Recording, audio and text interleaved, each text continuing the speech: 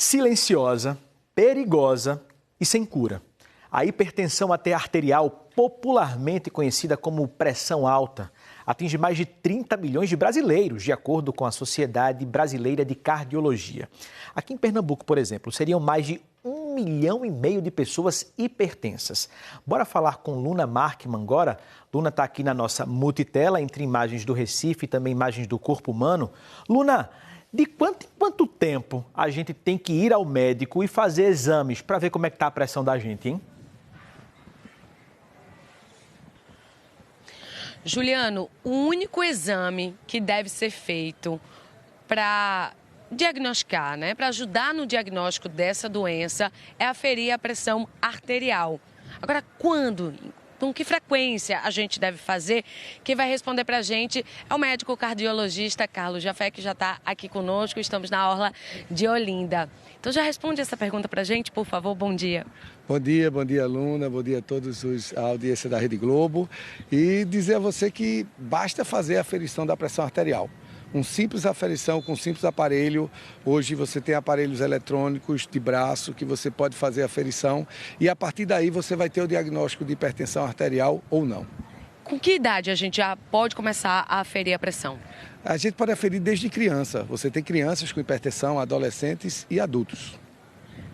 É mais prevalente em homem, mulher, se tiver histórico na família? Normalmente você tem uma incidência relativamente semelhante, tanto de homens como mulheres. O importante salientar que aquelas pessoas que têm um histórico familiar, porque é o fator genético, hereditário, ele é muito importante, ele é fundamental. Mais de 90% das doenças cardiovasculares da hipertensão é de causa hereditária. Então, se você tem um parente com hipertensão, é importante que você faça a aferição da pressão da forma mais precoce possível. A gente já começa agora passando para perguntas que chegaram dos telespectadores. Helena Negreiros, ela pergunta quais são os sinais e os sintomas dessa doença. Ela está falando que está tendo muita dor de cabeça. Isso pode ser um sintoma? Na maioria das vezes, a hipertensão é uma doença extremamente silenciosa, não tem sintoma nenhum, tá? Mas, no entanto, algumas pessoas que estiverem com dor de cabeça, com essa sintomatologia, eles podem estar com hipertensão, mas não é que a hipertensão levou a cefaleia, a dor de cabeça, mas sim a dor de cabeça ou qualquer outra dor pode manifestar-se com pressão elevada. Além da dor de cabeça, que outros sinais ou sintomas a gente tem que ficar prestando atenção? Bom, ele pode coincidir com alguns sintomas, como náusea, vômito, mal-estar, dor torácica. São sintomas que podem estar relacionados, mas efetivamente a hipertensão é uma doença silenciosa. Silenciosa e preocupa porque é o seguinte, pode não ter cura, dependendo muito de como a pessoa desenvolveu a pressão arterial. Explica pra gente. Isso. Na maioria das vezes a doença é idiopática, ela não tem uma causa evidente. No entanto, se tiver um fator causador, uma causa raiz e ela for tratada, sim, você pode ter a cura. Mas na maioria das vezes é doença crônica, silenciosa e que você deve fazer o tratamento por toda a vida. Inclusive, casa bem com a pergunta do Matheus, que ele diz que a companheira dele tem 22 anos e há 2 teve um estresse que desenvolveu, de acordo com ele, a pressão arterial elevada, a hipertensão arterial. E aí, por exemplo, se ela tratar o estresse, será que ela cura também a hipertensão? É importante salientar que para você dizer um diagnóstico de hipertensão, você tem que ter níveis constantemente elevados. Se ela teve estresse, teve apenas uma crise hipertensiva, um pico hipertensivo, isso na verdade ela não tem hipertensão, ela teve só aquele momento. Mas se você tem níveis elevados constantemente, então você vai ficar com hipertensão por toda a vida. E só para a gente complementar, que o Juliano quer participar da nossa conversa, que nível elevado é esse? A partir de quanto? Se for uma aferição de consultório, 140/90 ou 14/9 já é um indicativo de hipertensão.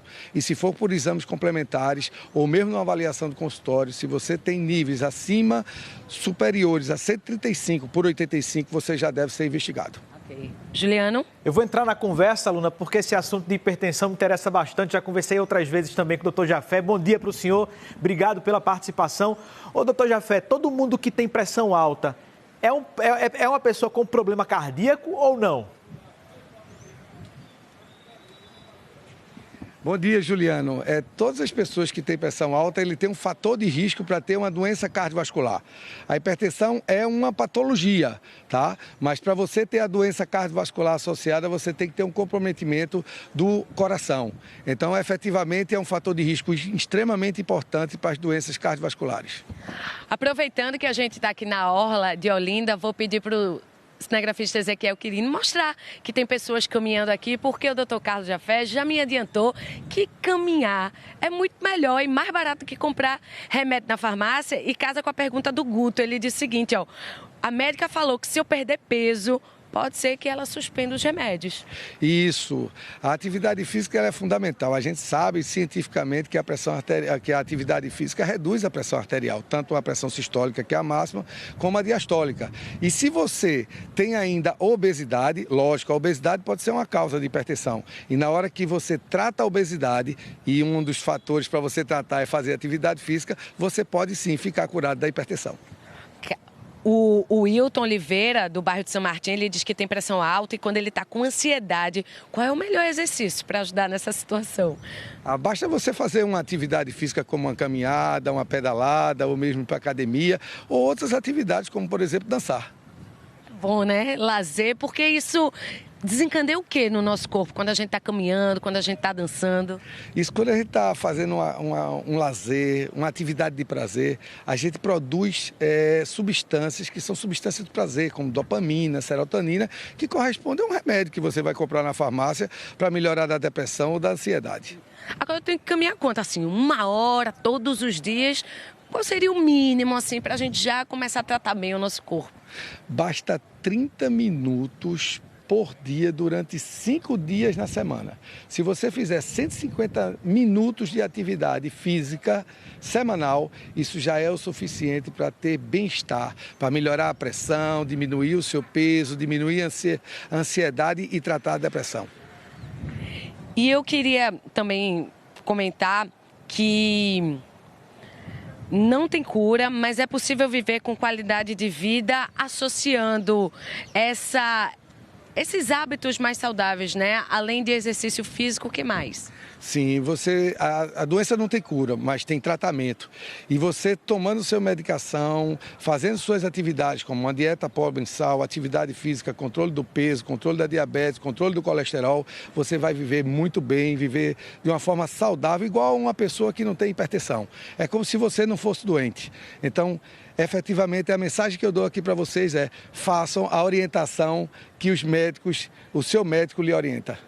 Inclusive, teve uma outra pergunta que chegou aqui, agora não tem identificação. O senhor falou de medicamento, tem tratamento.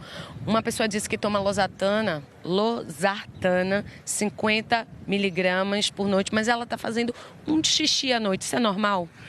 Ela deve procurar o médico, porque provavelmente não tem relação nenhuma com a medicação, mas pode ter relação com a hipertensão, tá? Porque a hipertensão pode levar a uma doença renal e pode alterar o hábito urinário. Okay. Dr. Carlos Jafé, muito obrigada pela entrevista, muitas dicas valiosas. Juliano. Daqui a pouco essa entrevista de Luna Mark, uma entrevista ao vivo também com o Dr. Carlos Jafé, médico cardiologista, vai estar disponível no Globoplay para que todo mundo consiga ver de novo, compartilhar também aí. De repente você está preocupado com um parente, com a mãe, com o pai, vale sim o recado. Muito obrigado e bom trabalho, Luna. Muito obrigado, Dr. Carlos, pela entrevista. Gente, ó,